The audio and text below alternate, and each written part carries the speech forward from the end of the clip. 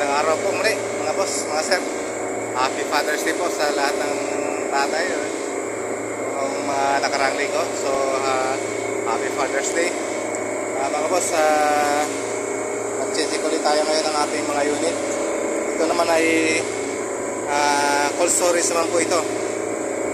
Cold storage yung mga unit na to. So same po yung capacity ng compressor is 30 horsepower. Pero cold storage po ang sinusuplayan po nito, yung kanyang pinapalamig. So ang temperature requirement nito is negative 18 to negative 24. So ganun po siya kababa yung temperature. So far ito po ngayon ang ating so bagang po yung ating compressor, yung ating contactor ng compressor is okay. So functional siya. Ating mga blowers. So sa ibang mga sensors ay functional naman. Pati yung ating mga ito yung naka-design for pressure transmitter po ito. So ito naka-TXV. So gumagamit ko ito ng pressure transmitter. Ngayon mga boss, tulad mga nauna kong binidyo, may papapansin din ako sa inyo. So ito po yung aking compressor. So kulang na lang to mag-yellow ulit.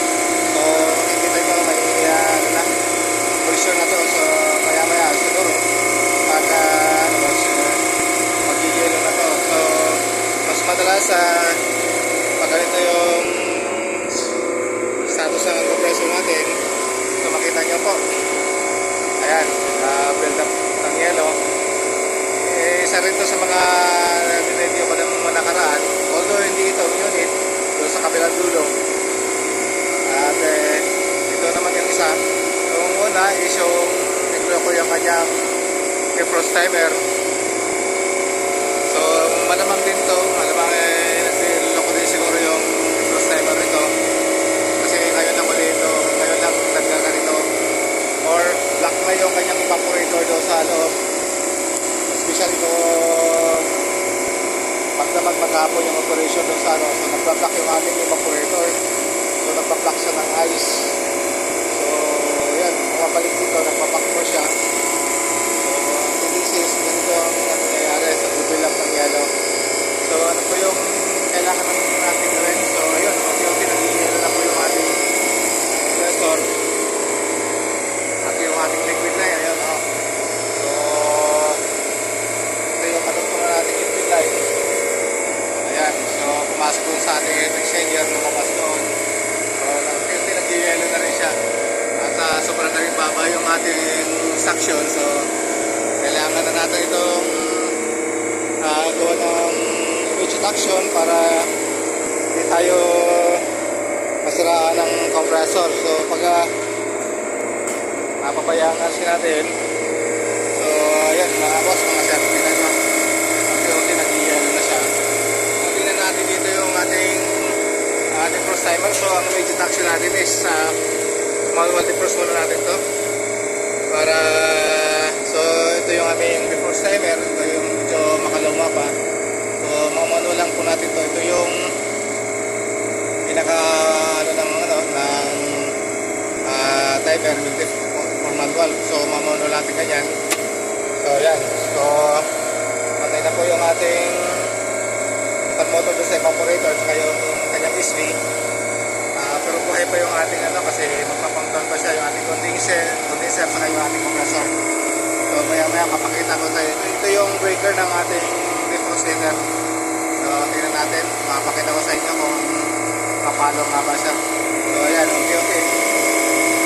Nag-yellow na yung ating kuwitan ng ating compressor. So pag ito lumala, matutulad mo sa isang compressor natin na napuno ng yellow at sigurado baka may problema yung ating so pusok na yung ating kuwita dito. Sabihin talagang na-evaporate na to.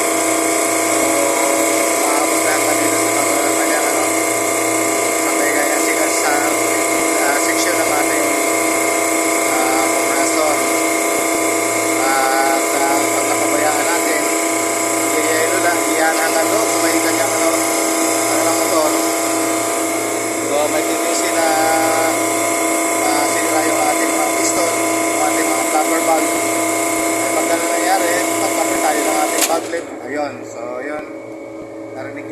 Pumalo na po yung ating ano, patay na yung ating compressor.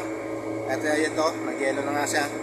At ito na, pumalo na yung ating defrost setter. So sa ngayon, naka-manual siya ngayon mga sir. So antayin natin hanggang 4 to 1 hour ang ating defrost nito, ang manual. Para malusap po yung ating yellow dun sa evaporator niya. So yan, makita nyo. Nung namatay na, ito na yung yellow.